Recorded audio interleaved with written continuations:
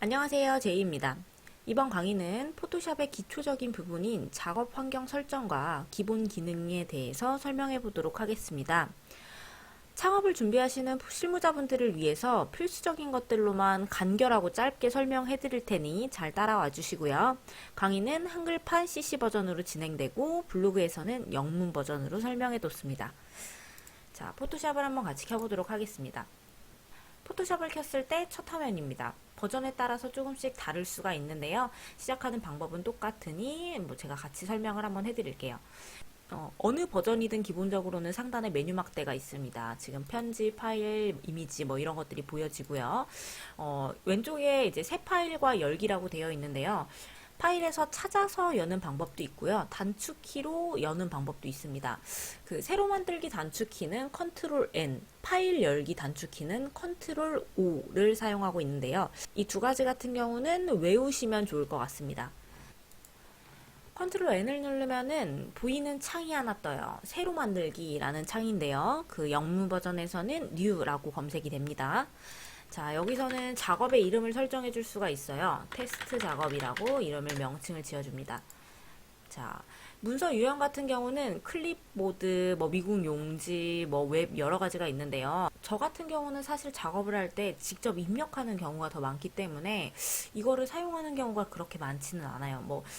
그래도 혹시 국제 용지에서는 A4 용지나 아니면은 이제 웹용 작업 같은 경우에 이렇게 나눠져 있는 작업물들을 쓰기도 하고요.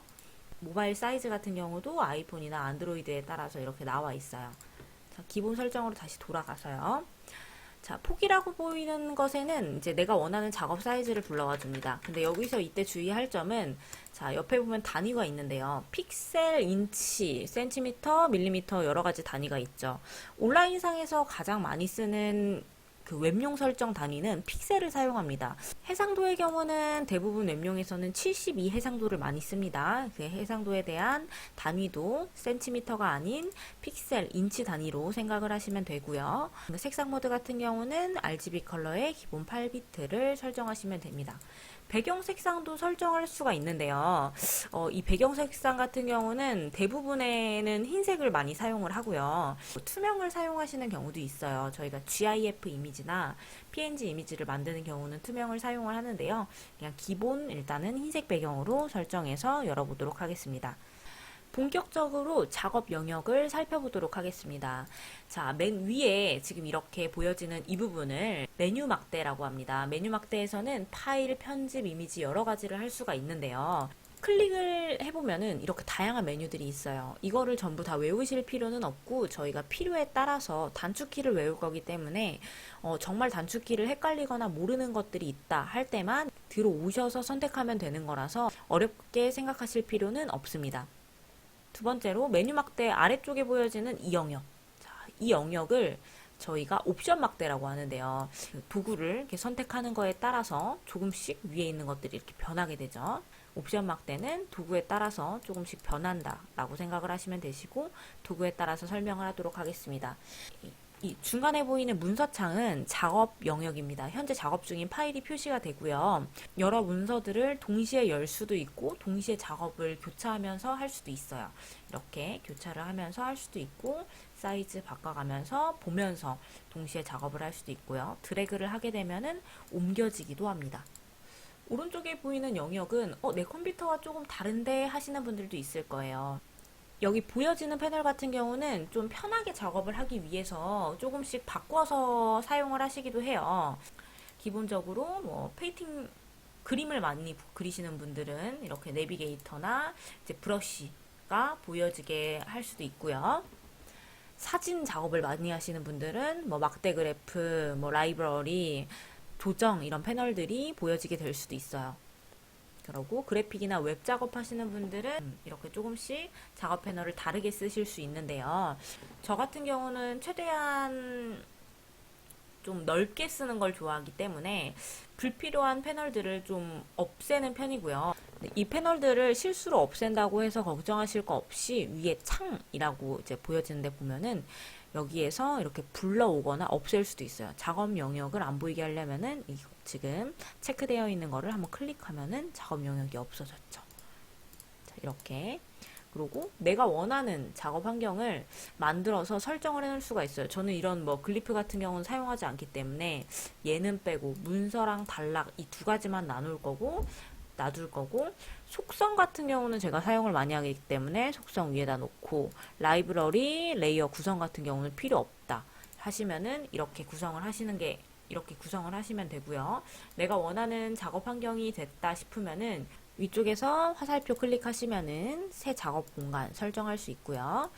저장을 하시게 되면은 나중에 이제 실수로 제가 무언가를 이렇게 잘못 눌렀을 때 창에서 작업 영역에서 내가 저장한 방식을 불러올 수 있습니다. 자, 지금부터 툴바를 설명해 보도록 할게요. 자, 지금 왼쪽에 보여지는 툴바는 이렇게 드래그를 해서 가지고 나올 수도 있어요. 자세히 보시면은 왼쪽에 세모랗게 조금 표시가 되어 있는 게 있어요. 이 세모는 이렇게 꾹 누르고 있으면은 다 그 안에 비슷하지만 다른 도구들을 또 선택할 수 있게 되어 있어요. 이렇게 생각하면은 도구 수가 상당히 많죠. 근데 이것들을 저희가 다 외우면 끝이 없기 때문에 가장 기본적인 도구 위주로 설명을 하도록 하겠습니다. CC 버전부터가 이렇게 바뀐지 모르겠는데 이렇게 마우스를 올려놓으면은 친절히 이렇게 설명을 해주더라고요. 이 점은 참 좋은 것 같아요. 그리고 지금 이동도구 옆에 지금 V라고 써져 있는 게 보이시죠? 그리고 옆에도 이렇게 보면은 M이라고 써져 있는 게 보이시는데 이거는 단축키라고 생각하시면 되시고, 이제 내가 하는 작업에 따라서 자주 쓰는 단축키는 외우면 편합니다. 이렇게 이동도구 같은 경우는 각각의 레이어를 이렇게 이동하는 데 쓰여지게 됩니다. 초보자분들 중에서는 레이어 개념을 헷갈리시는 분들이 꽤 많아서 제가 다음 강의에서는 레이어 개념에 대해서 한번 설명을 해드리도록 할게요. 자, 이동 도구가 선택되어 있을 때 이렇게 클릭을 해서 이동을 할 수가 있습니다. 왼쪽에 보이는 것은 사각형 선택 윤곽 도구입니다. 제가 사진을 하나 가지고 와서 설명을 할게요. 이 사각형 윤곽 도구 같은 경우는 이렇게 영역을 잡아서 이 영역만큼 복사 붙여넣기 하면은 이 영역만큼이 이렇게 복사가 되기도 해요.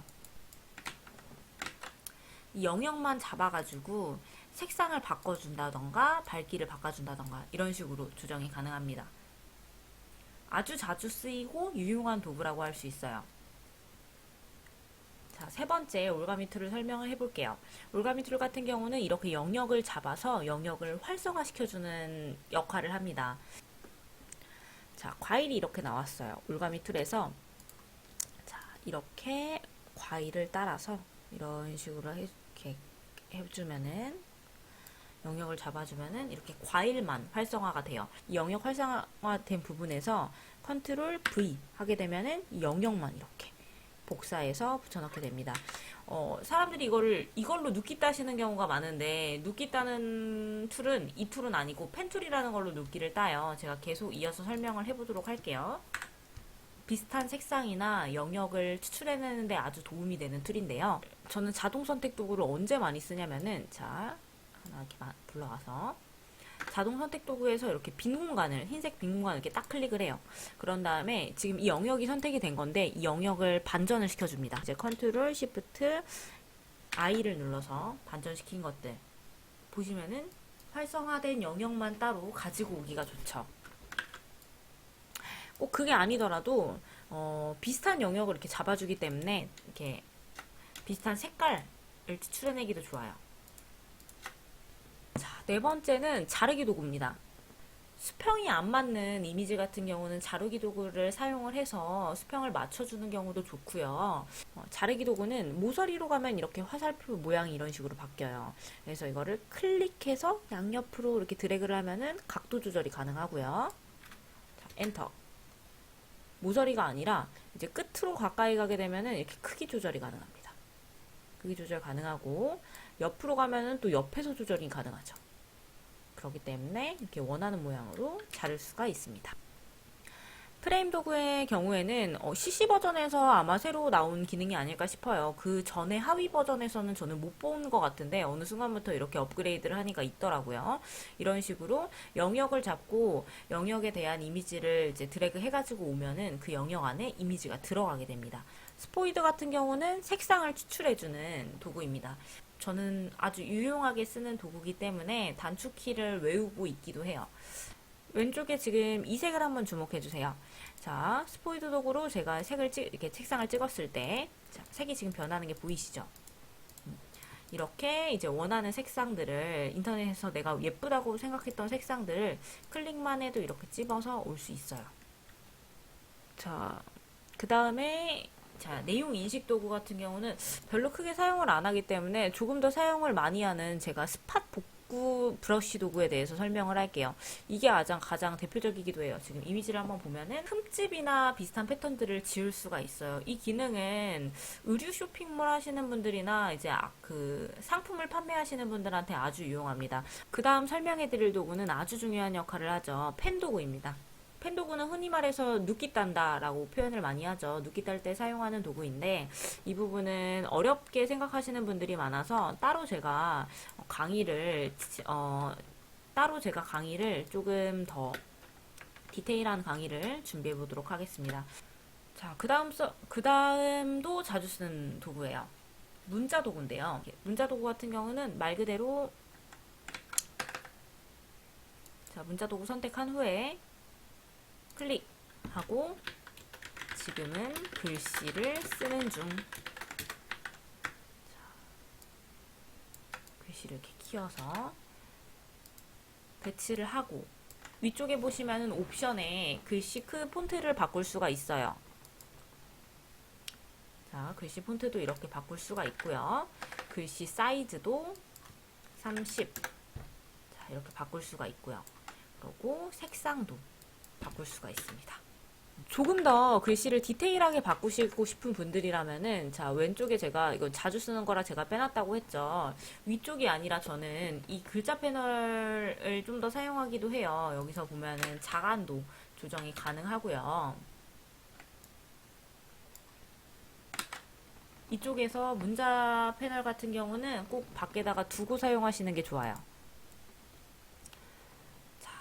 직접 선택 도구 같은 경우는 펜툴을 사용할 때 많이 사용하기 때문에 패스 도구, 이제 모양 도구를 많이 사용하기 때문에 이 부분은 제가 패스 도구 모양 도구를 할 때 디테일하게 다시 한번 설명을 할게요. 자, 타원 도구입니다. 타원 도구 같은 경우는 지금 원만 보여지게 되는데 이렇게 클릭을 쭉 하게 되면은 사각형, 원, 타원, 이제 대각형 여러 가지 도구가 있고요. 지금 사용자 정의 도구에 들어가게 되면은 그 외에 다양한 모양들이 있습니다. 이렇게 모양들을 클릭해가지고 가지고 오면은 모양대로 그려질 수가 있어요. 기본적으로 이거 사용하실 때 알아두면 좋은 게 있는데요. 클릭을 해가지고 그림을 그리게 되면은 이렇게 그림이 원형이라고 해도 정원이 나오지가 않아요. 근데 여기서 이제 클릭하고 Alt Shift 동시에 손도구 같은 경우는 이미지를 조금씩 이동시켜주는 건데 이 부분은 그냥 이제 돋보기 도구랑 비슷하게 그냥 기본 도구라고 생각을 하시면 되세요. 뭐 예를 들어서 손도구를 사용해서 플러스, 여기 위에 마이너스도 있죠. 마이너스 이렇게 할 수 있지만 이거는 기본적으로 외워줘야 할 단축키라고 생각하는 것 중에 하나인데 이제 컨트롤을 누르고 플러스 마이너스, 자판에서 플러스 마이너스를 하면은 이렇게 크기가 커졌다 작아졌다 하기 때문에 굳이 여기 도구 툴바에서 클릭해서 사용하실 필요는 없습니다. 손도구 같은 경우도 이렇게 큰 공간에서는 이렇게 이동을 할 수가 있는 거지만 이것도 굳이 스페이스바를 누르면은 손도구가 바로 나와요. 이렇게 이동을 할 수가 있기 때문에 굳이 얘네들은 클릭을 해가지고 사용할 필요는 없습니다. 이제 이동 도구 같은 경우도 웬만하면은 그냥 V를 외우고 사용하시는 게 편하고요. V를 외우고 사용하시는 게 편하고요. 저는 이제 L 스포이도도 그냥 외우고 사용하는 편입니다. 단축키는 제가 블로그에 한번 정리를 해서 올려놓도록 하겠습니다. 한번 보시고 나서 궁금하신 분들은 한번 더 물어보시면 되세요.